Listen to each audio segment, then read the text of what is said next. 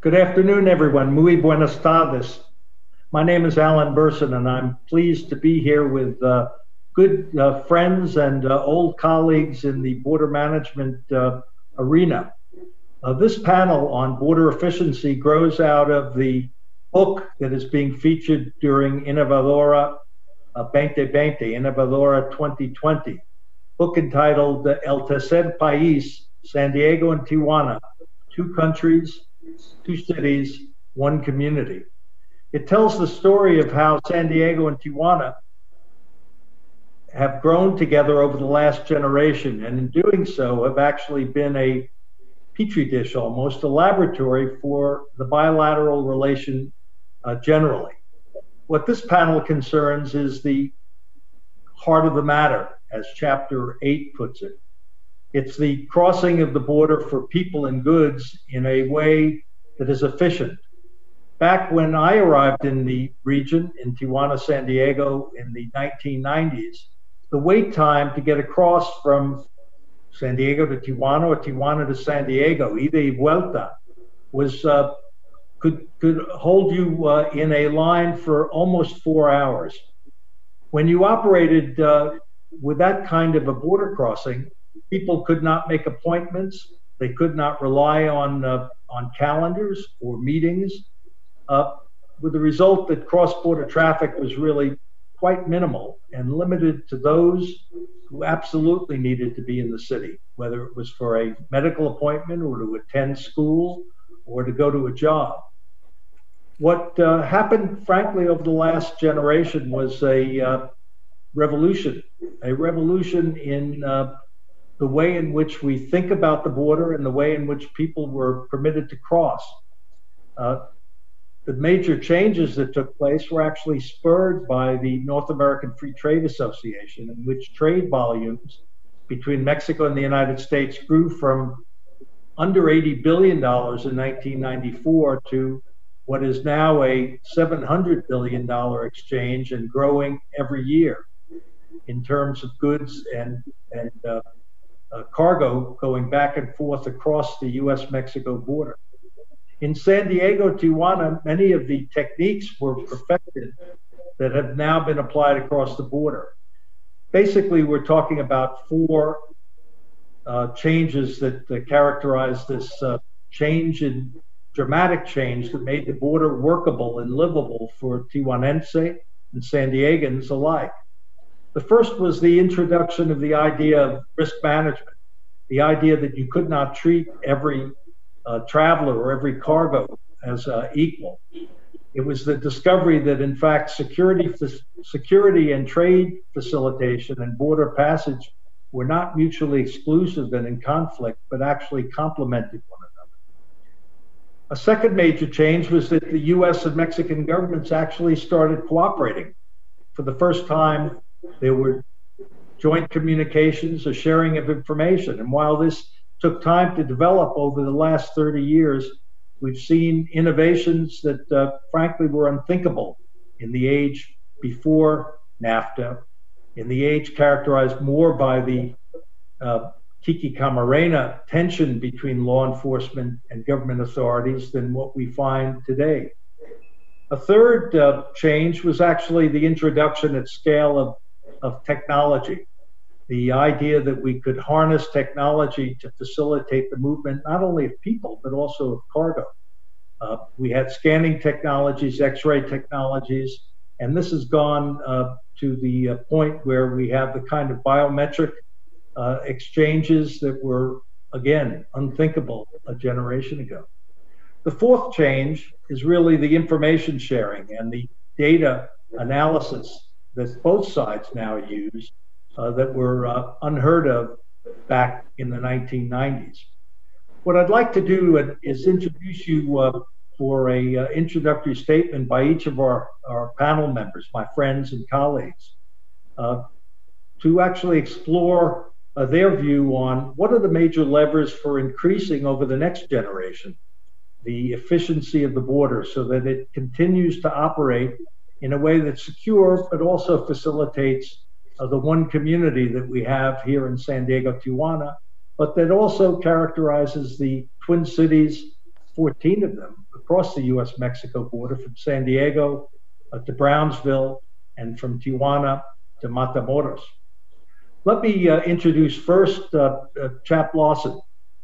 Chap was the head of the policy office at the CBP, and now and then a professor at MIT. Chap, I think it's fair to say, was the one who conceived and then helped a number of us, including Ben Rohrbaugh, who you'll meet later, introduce the idea of the 21st century border framework, something that was declared in 2010 by President Obama and then President Calderon, and characterized, I think, a generation of U.S.-Mexico growth. So let me turn to Chap to ask him to talk about one of the things that he's most expert on, which is what collaborative border management looked like and what it could look like going forward into the future. Professor Lawson. Alan, thank you very much. It's such a pleasure to be here, and thanks to all the people at Tijuana Innovadora. Tremendous honor to be included in this event. I want to make three quick points. First of all, that we are better off doing things together between the United States and Mexico. Secondly, I want to give you an example of how that works, especially from a land port of entry. And then third, assert that we can make incremental progress to a much loftier goal if we need to, rather than doing everything all at once.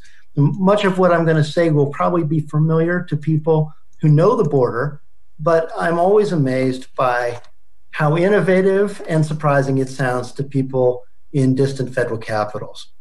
So to begin with, we're much better at doing things together. We need borders. Borders are a fact of life, but we shouldn't fetishize them.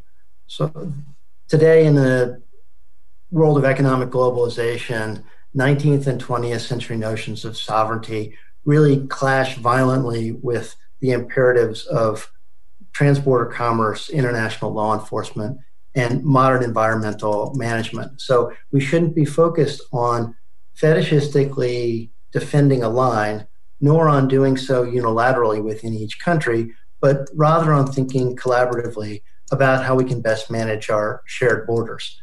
So what does this mean in practice? If one has a shared resource that spans the frontier, whether it's the Rio Grande, the Colorado River, Big Bend Park, aquifers underground that haven't been properly mapped, the Gulf of Mexico, whatever it is, one is much better off managing it jointly than separately. There's no point in trying to be pristine on environmental standards if the other side is polluting. There's no point holding off and trying to conserve a scarce resource if the other side is drinking through a very large straw, in the case of water resources. All of these cross-border resources need to be managed through a collaborative framework. Second example, when one is dealing with criminal organizations that operate in an integrated fashion on both sides of the border, don't address those organizations unilaterally.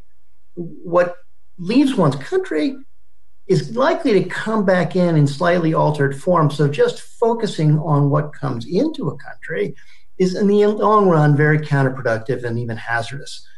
In the case of the United States and Mexico, contraband flows, which are of course a tiny percentage of total flows, bulk cash and guns go south, drugs go north, and sicarios operate on both sides of the frontier. They're all part of the same mutually reinforcing bidirectional flow of contraband, and they should not be thought of separately.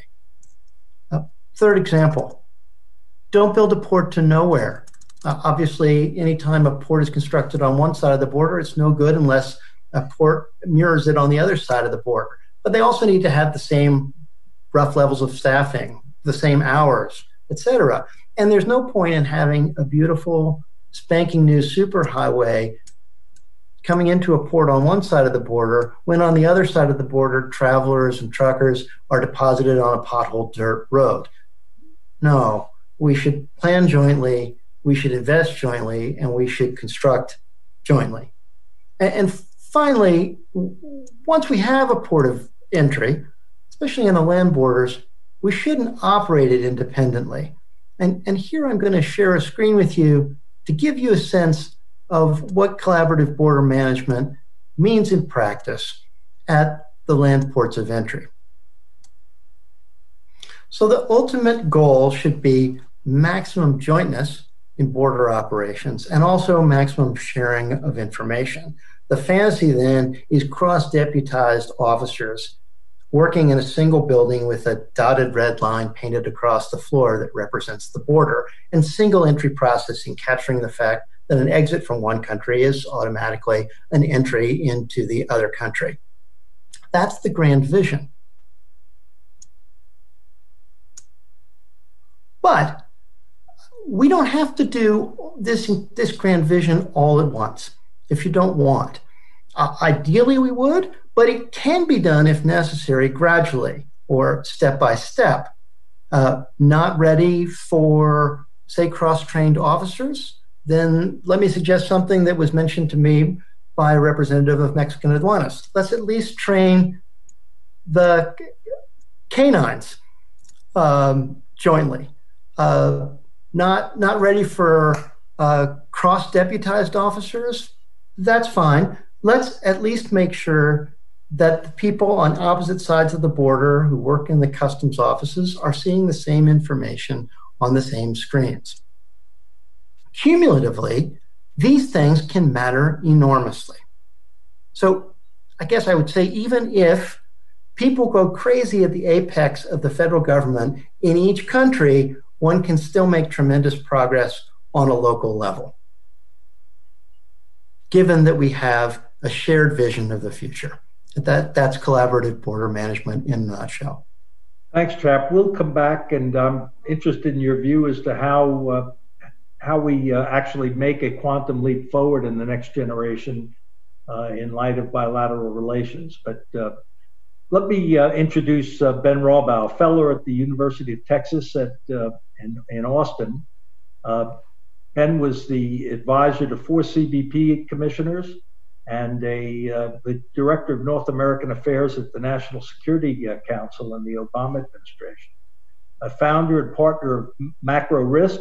He's the author of a book recently published and available entitled More or Less Afraid of Nearly Everything, which is an examination of Homeland Security.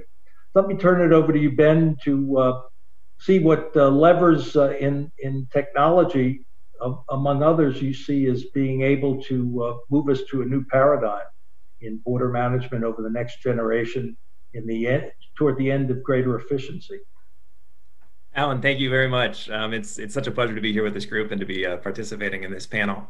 And so what I'd like to open with and talk about a little bit is a proposition for this group and for the people at Innovadora about actually the lessons of the Cross-Border Express project and what those mean for other projects and how we think about the ways that we build new border crossings. And I think, for those of us who worked on the project and those of us who've been involved in border crossings, the obvious lesson of the Cross-Border Express, which is, I'm sure will be familiar to our viewers, but it's a crossing that is actually attached to the Tijuana airport where ticketed passengers can walk directly across from the United States side, which has generated enormous amounts of new traffic. The obvious lesson is that it's privately funded, and it's a new source of capital to address the deficit in infrastructure we have at the border. And that's certainly true, and that's important. But I think there's another lesson of the crossing and the project that isn't always appreciated to the same extent.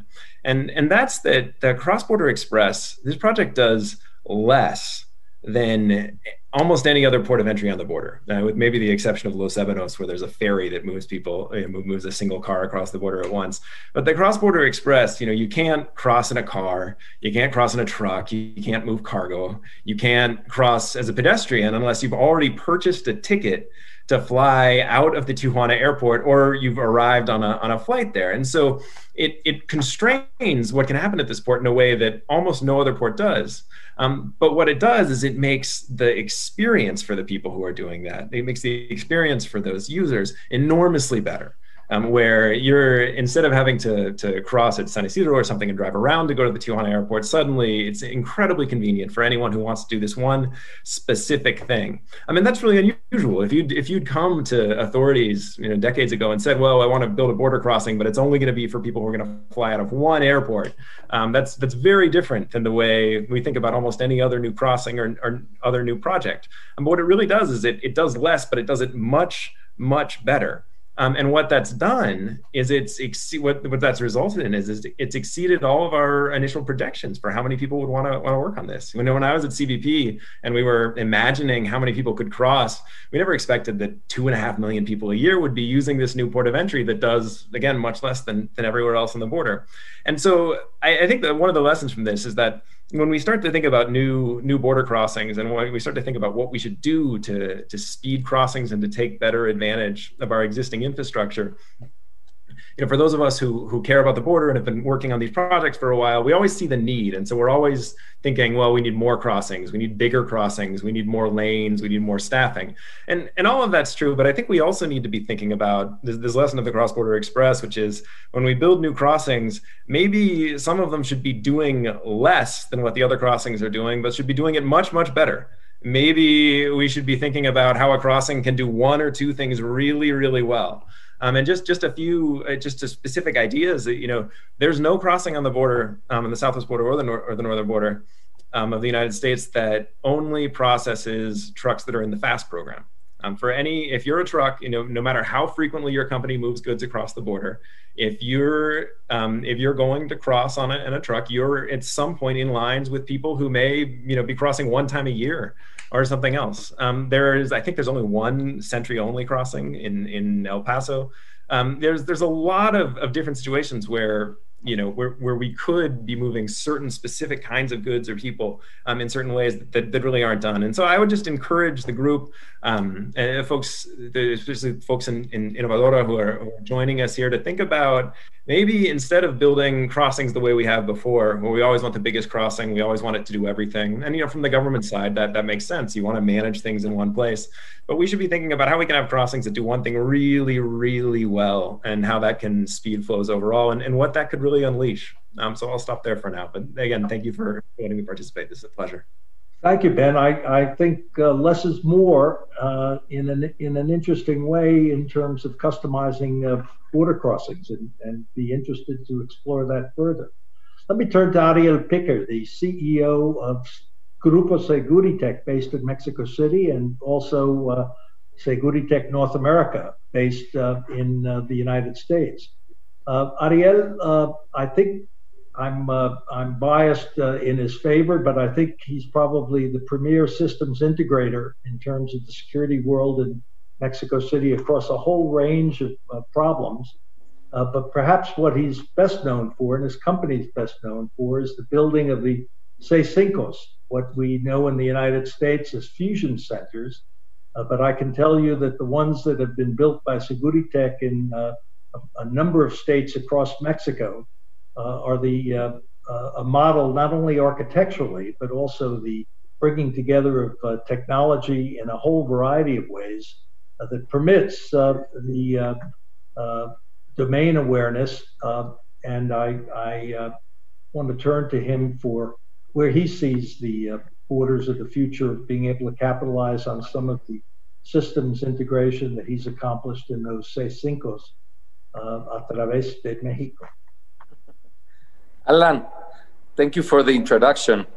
First of all, congratulations for Innovadora for 10 years, this 2020. And I'm really happy to collaborate and tell you a little bit of my experience and what I see about the border in the technology and system integration to be as one of the most important tools to make that more efficient.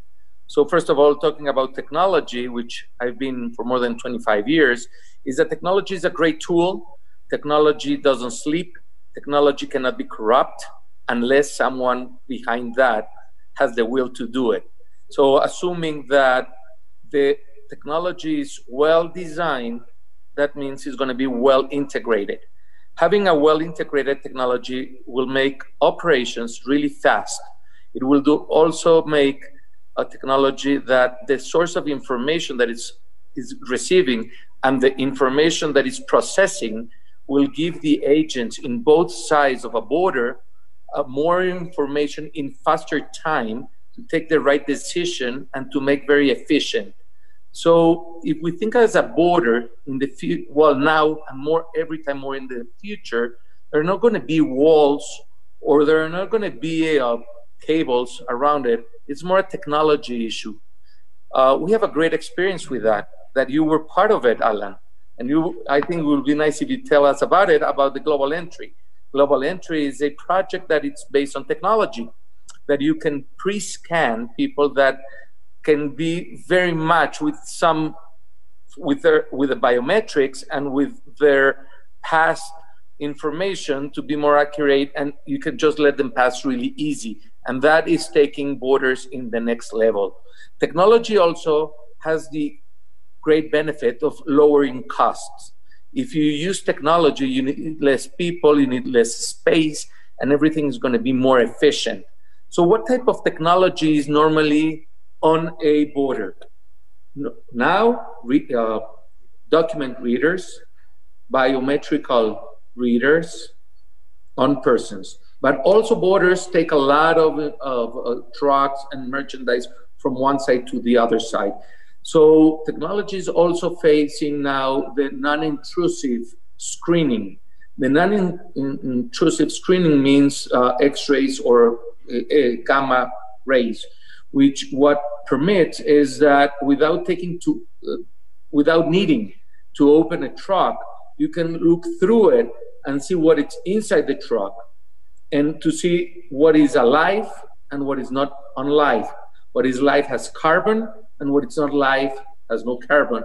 So getting the capacity of putting those two things separate, you can evaluate what is inside. And also technology with those type of equipments comes with the equipment that will weight the truck, and knowing what's inside. Imagine if there are tomatoes, we know how much is the weight of a tomato. We can put it on the scale, the whole truck, and we can assume multiplying the amount of tomatoes if there are only tomatoes inside. I hope I can explain that. And with that, things can go really fast, we'll be more efficient, and in the very near future, we need less and less people. Finally, I'd like to say about technology, that technology, it came now for the last probably 30 years into borders, and every day is coming a new trend and a new trend and a new trend. Creativity is the best source for new technology. And having that in mind, I can tell you that whatever is now happening, it's going to be probably not what we're going to see in the next years and the years and the years. So whoever is going to put technology on their border, in Mexico and the US with Canada, with Mexico with south border, we can assume that that technology is going to be changed in the future. So we can assume that technology has to be improved all the time. I'll finally say R&D is a key element for being able to achieve all these goals. And I can assure that if we rely more and more on technology, things are going to be much easier, faster, and better. So if there is anything else, I'll be happy to answer. Thank you, Ariel. So we go from hardware and the integration of hardware with to the specialty of our last colleague, Evan Smith. Evan's the founder and CEO of Altana Technologies, a company I'm proud to be affiliated with. But I think it's fair to say a company that is at the cutting edge of the new information technology and the machine learning and artificial intelligence about which we hear a lot, but we haven't yet seen the benefits applied at scale to border management operations.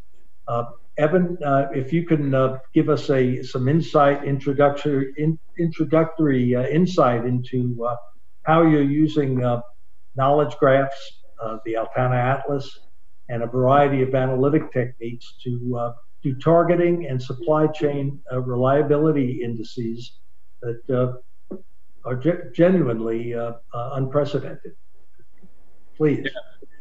Thank you, Alan, and it's a pleasure and honor to be on a panel with these guests and to be the young guy on the panel talking about artificial intelligence. I'm going to focus my introductory comments on the concept of sharing intelligence across multiple stakeholders involved in border management or navigating the borders in the private sector. Shared intelligence without the sharing of data.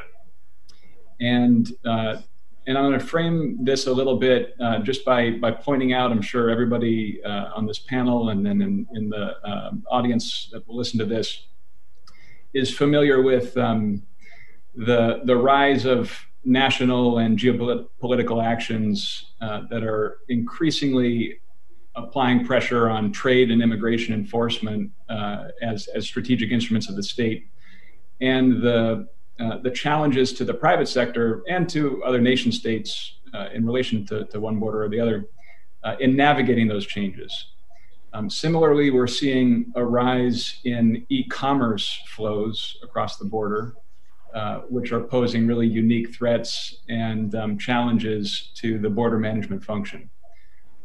So I think the kind of key themes are that the consequences of trade compliance and immigration compliance and border management are going up at the same time that the complications and pressures on the border are going up.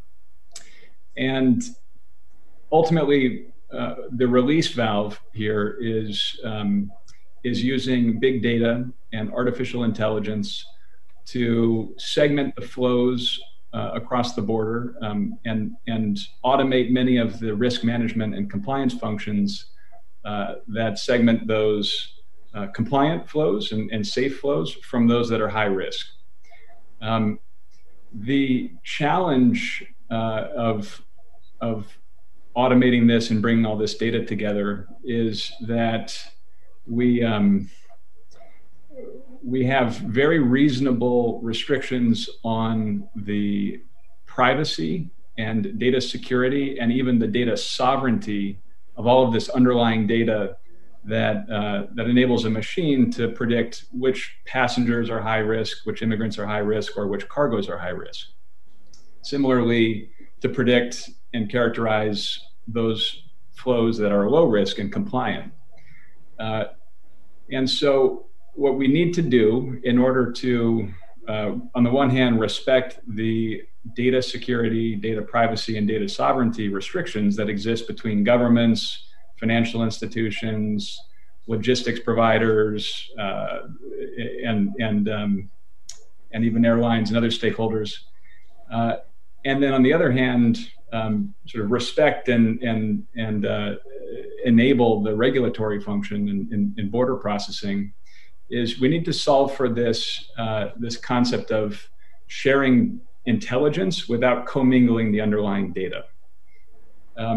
So this is our mission at Altana. We provide governments and the private sector alike with transnational visibility and with artificial intelligence-based compliance and risk assessment tools. And we've built a solution that provides these without requiring the commingling of all of this underlying data. So how do we do that? We bring together billions of data points that we collect in the private sector and from open source sources, and to some extent through the explicit permission of our clients. And we use machine learning and natural language processing to fuse all of this data together to build a digital map of the global supply chain and of these cross-border flows. On top of this map, we can connect our clients' data in order to provide our clients with transnational visibility, to show them the history of the shippers that are coming to the border, to show them the networks extended across space and time of those shipments and travelers and companies that are interacting with the border. We can then generate insight on top of that through artificial intelligence. And those insights can span everything from targeting specific trade-based money laundering shipments or counterfeits or narcotics or weapons. We can generate a suite of compliance automation functions on top of that knowledge base. But the key thing is that artificial intelligence requires, in order to work definitionally, it requires an interaction with the data about those shipments and travelers and migrants in order to generate the insight on the data. So in other words, we need to be working with the governments, with the logistics providers, with the enterprises in order to access that data in order to generate that risk analytic or compliance related insight. And these sensitivities, these very reasonable sensitivities around data privacy and data security and data sovereignty typically prevent a big data artificial intelligence application that can provide that sort of an insight. And I think it's important to say authoritatively, I believe it's unrealistic to ever imagine that the shipment data and the financial data and the passenger data on all these cross-border flows will ever be directly shared in a single pool or global data utility or data mart or any other ways that it's been talked about among various policy and private sector experts.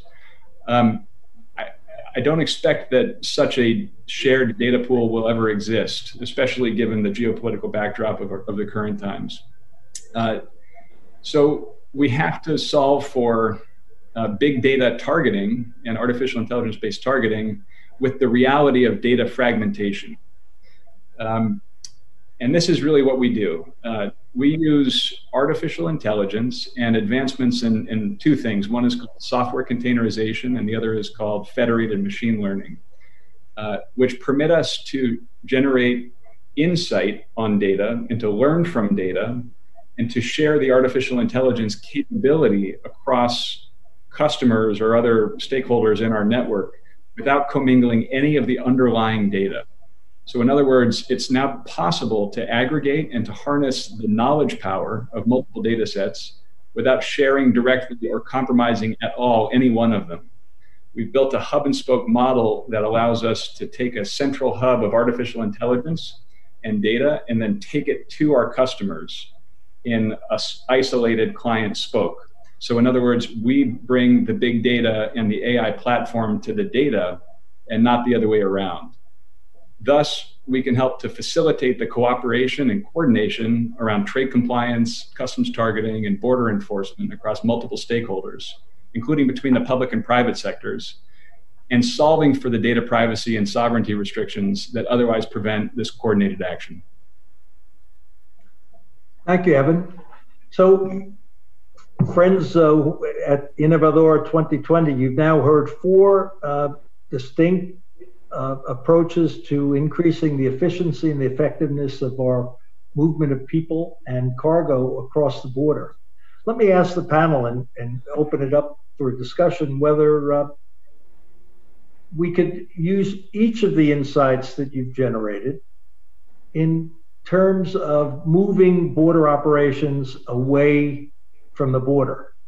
That in fact, we've used pre-clearance in many ways, whether it's doing pre-clearance in the context of trusted traveler programs like Global Entry, which Ariel mentioned, or we've used it in terms of having things cleared before they enter the country, as we did with the experiments at the Laredo airport, where Mexican aduaneros, Mexican customs officials, were in the Laredo airport to pre-clear air cargo going into Mexico so that when it got to either Guadalajara or Mexico City, it didn't need to be checked by customs there.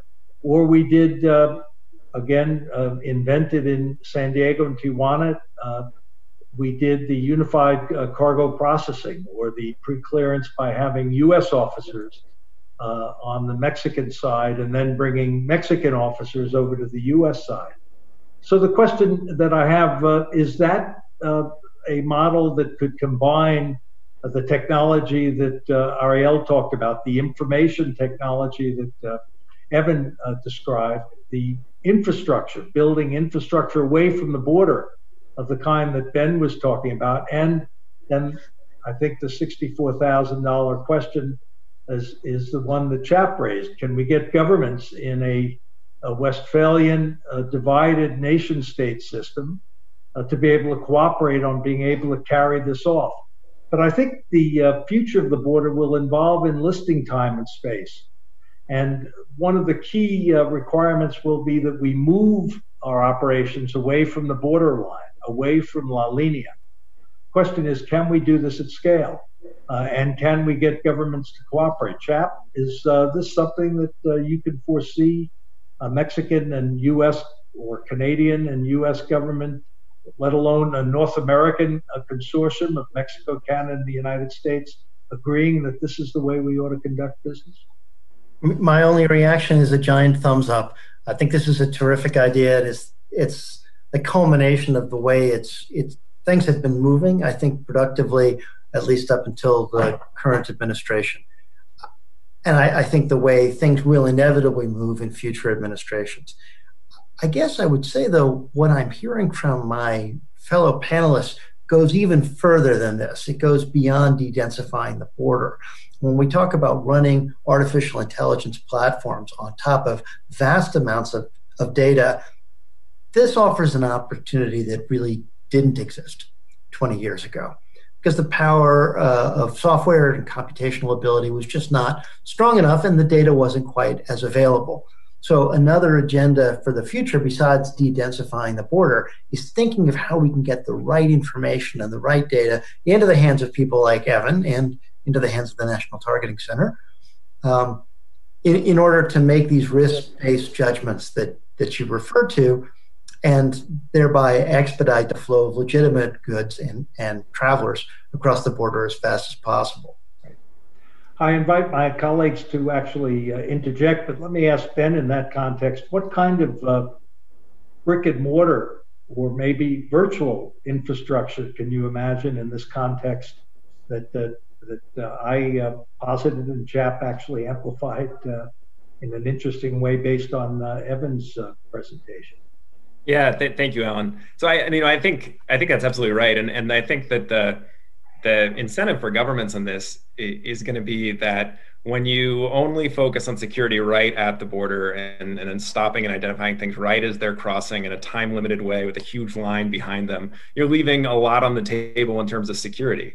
And that's true whether it's processing a truck that's in a 3-hour line behind it where an officer is in a hurry to move through and deal with it, or whether when something's coming off a ship and you need to get the cargo off the ship and processed and quickly into the stacks, because if you don't, it's going to slow down all of these larger logistical processes. And so to my thinking, that the way to start to do that is to start to take advantage of all of these other stages and logistical processes where we could gather more information, where we could find more out and do other kinds of searches and insert them into sort of the overall analysis that everyone was talking about, is to start thinking about what we have to do at the border and what we don't have to from a hard security standpoint for both countries, and to really think about the movement of goods back and forth as parts of production platforms, which is what they are, and to stop thinking about it just in terms of, well, it arrives and then we have to do the following checks to make sure that we can allow in the US, but to think like, well, does it make sense to do inspections for agricultural pests on a certain specific line at the border? Or should those be 5 miles away in both countries so that we are able to stop things before they're immediately adjacent to wherever we're worried about them crossing, or other things like that? To think about what can be moved away. And then we'll start to see, I think when we do that and we start to look at the logistical processes and where we can take advantages of things, how much is being left on the table? How much, how many things that right now would be nice to have for security reasons, but there isn't necessarily time to do at the border crossings, we'd like to do. So that's sort of how I imagine the process appealing to government and other officials as we expand it. Thank you, Ben. Ariel, one of the things I've noticed with regard to the command, control, and communication centers that have been built is that they are basically designed to deal with internal security issues and have not been applied, frankly, to border operations. But if we were to think about moving the border away from the border line in the way that we've started discussing using data, what would be the hardware that would be required to be able to actually deal with the movement? Because remember, at the end of the day, these things do have to cross national sovereign border lines, jurisdictional lines. One of the issues that has actually mystified me is why we have found it so difficult to use GPS that's been applied so effectively in all of the rest of our contemporary life, but we really haven't built the GPS that you would think could track things from wherever we clear something to when it reaches the borderline. But what are the other technologies that could be applied to make this away from the border security and facilitation function work more efficiently? Well, there are a couple of things that are already working. We have satellites, low orbit satellites that are already getting that technology more and more efficient. Today, I read the news that SpaceX just launched 22 new satellites for a company. It's called Planet, if I can remember, that it's doing low orbit surveillance. Ourselves, our company, last year were involved in the development and launch of about one satellite for R&D to get that. So that's the very, very end of the line where I think we're going to be in the next years. But no matter that, GPS, sensors, but the most important thing is telecom. So all these freights, all these cars, trucks can be connected all the time, so can be followed all the time. And the sensors, if they're open, so you were talking about something I'd like to address a bit later, is about the UCP.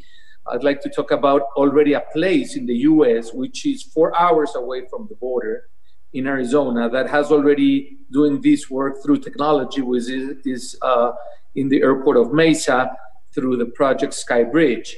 But before getting there, answering your question is that if sensors are, if you have a pre-clearance and the merchandise is pre-cleared already on a truck and has to drive through the country, getting into the line, so how do we know it's not going to be violated in that process? So you put some sensors which already exist, light sensors that if you open and just a little bit of photons get into the truck will advise us, GPS and some other technologies are available. But the key element is telecom.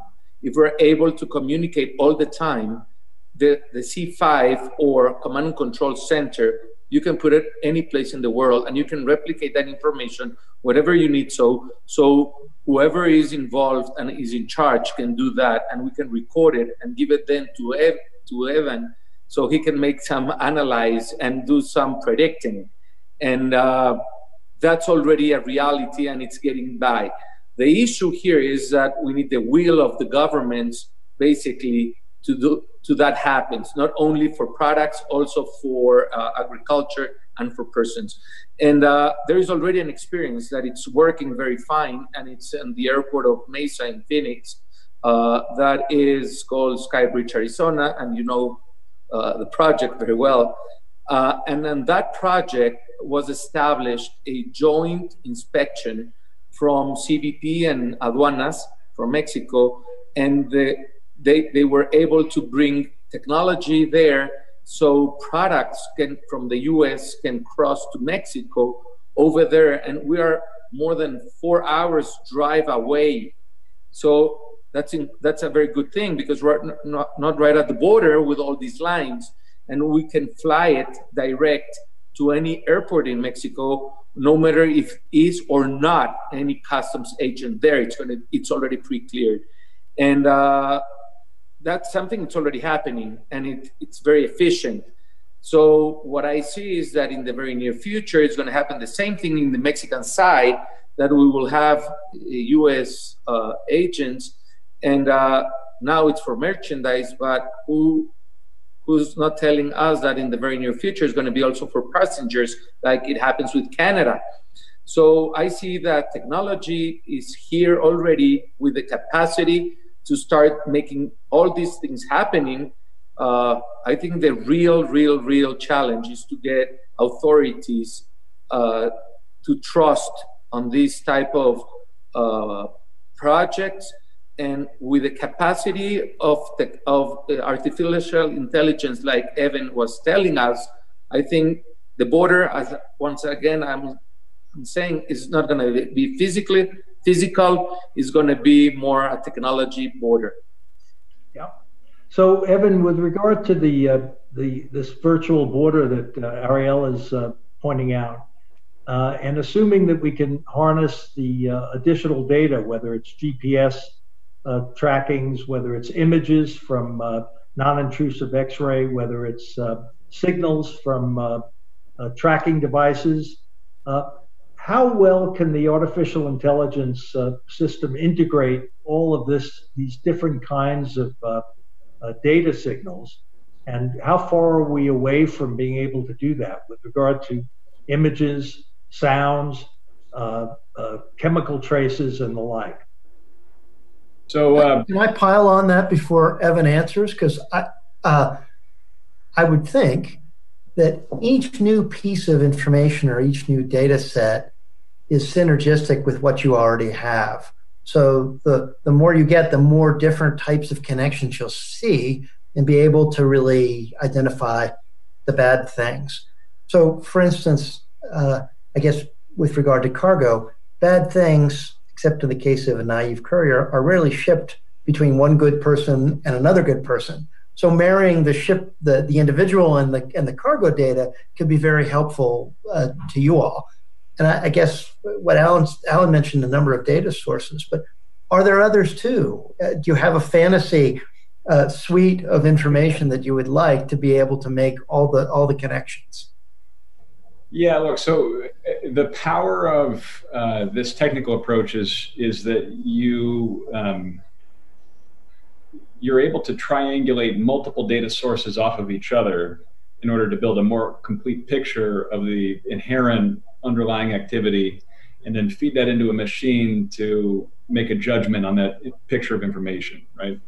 So the more data you bring together, and the more that you don't just put it in a big lake and let it sit there, you have to do the really hard work of stitching the data together.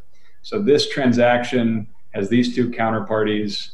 These two counterparties have this ownership structure. This ownership structure has this affiliate sister company over here with flagged transactions that have been caught in the past for narcotics trafficking. So you're building those links across the data, or to build on Alan's example, taking multiple X-ray pictures of textiles, of produce, of car parts, and being able to associate those with text descriptions of those transactions, where the machine learns that the HS code for this produce type and the goods description here and the counterparties here associated with that produce transaction. And here's a picture of that produce as seen through the X-ray scan. That becomes much more powerful and actionable, just as it would be for a human, right? If you could just feed all that information to a human. And so that's what we're doing underneath the hood in our approach, is we're building what's called a knowledge graph of data that we've fused together across billions of records to create these network representations of companies, people, ownership, transactions. Over time, we'll be feeding in X-ray images to that for the purpose I just described. And then on top of that knowledge graph data asset, you can run artificial intelligence to generate these insights when it sees a new transaction or a new traveler, and to be able to say on the fly, this is normal, this is not normal, this is a risk I've seen before, this is something that I know to be false, I know that this company is not who they say they are. And so that's the power of fusing all that data together under these modern artificial intelligence frameworks. Without going too far into the techniques involved, that's sort of the point of the work. Thank you. This has been fascinating, and I hope my friends who've watched this panel in Innovadora 2020 have enjoyed this. It's a terrific discussion. This is where the future begins, and I want to thank all of you for actually bringing together the insights. We have a few minutes left, and I wanted to, in a more or less a lightning round, since we've now looked in the future Star Trek-like, we're actually faced with a crisis at the border as we speak that's been induced by the pandemic, by the havoc that's been wreaked by COVID-19 on the movement of people, not so much trade, but the movement of people across the border. So what I'd like to do, because in fact, I think we're at a 9/11 moment, as one of you mentioned, when security became the hallmark of everything that was happening at the border. I think the coronavirus, COVID-19, has actually introduced the public health dimension. So let me ask you in a really a lightning round that will bring us up to date, so to speak, from the future back to the present that we've got to work through. Because in March, the governments of Canada, the United States, and Mexico actually put a very practical, only non-essential ban on non-essential passenger traffic. And that has been renewed each month since, going up to the time we've taped this session in late August. But I don't think that's sustainable. And regardless of the epidemiological direction of the coronavirus, we're going to have to find a better way than simply shutting down the movement of people across national borders. So let me ask you in a lightning round, starting with Ben and moving up through Evan, through Ariel to Chappell. What do you see as the major challenges that the pandemic has led us to with regard to border management and border crossing, and what are the steps we might recommend to the government to start moving us ahead and away from the really the paralysis that we've induced on the movement of people across national borders? Ben? Great, thanks, Alan. Just very quickly, I said this is another situation like 9/11 where we find ourselves confronted with a threat at the border for which we've not been prepared and not been organizing ourselves previously. We didn't build our border crossings to be able to do health screening at all, and we don't have a structure in place. And so what we're going to have to do is the kind of hard work we did after 9/11 to deal with terrorist travel, where we figure out what is the information we need, what kind of screening do we need to do. That's obviously going to involve very different kinds of physical screening, whether it's for temperature and other things at borders, ways to separate people out, ways to do screening of previous travel, and all this in an integrated way for a totally new threat. And that's the kind of hard work that we're absolutely going to have to undertake quickly. Right. So Evan, what role does big data going to play in the public health dimension of border screening? I think the big thing is the necessary integration, or at least, if not the direct integration, the exposure of public health data, and specifically coronavirus or any other sort of testing or antibody data, with the advanced traveler information data that permits the programmatic screening of travelers, where you can provide some public health advanced clearance and then post-clearance traceability of travelers. And there's some real success cases in Taiwan and Singapore who learned this lesson the hard way through SARS-CoV-1, and they've had much more success in keeping their borders open for travel because of those changes implemented more than 10 years ago. Great. Ariel, what hardware do we have, and what's going to be needed to bring technology in a public health vein to border management? Well, there's a lot of technology like temperature cameras, sensors, and telecom. I think that the challenge is to integrate all of that technology in the right way and in the right place, and to measure the amount of people getting in and out, and being able to achieve all that information to share it in time, so we can choose who enters and who doesn't, who's taking some risk and who are not taking risks. But technology is there. The real challenge is to integrate it and put it into function in all of the places. Thank you. And Chappell, wrap us up and tell us whether or not there'll be the political will in North America to make that all happen. I think that's exactly right. I mean, Ben put it very charitably and politely. I'm not going to be nearly as polite. I would say we've gone back to dumb border management.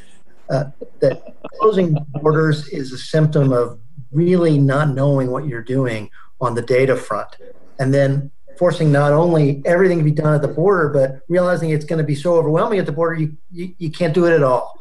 And what we need to do is embrace the same principles we've all been talking about here and apply them to COVID, just the way we applied them to terrorism and transnational crime in earlier eras. Thank you. This has been a great joy to work with the four of you and talk about the future far off, maybe not so far off, but also the how we might move away from the present crisis that we're now experiencing.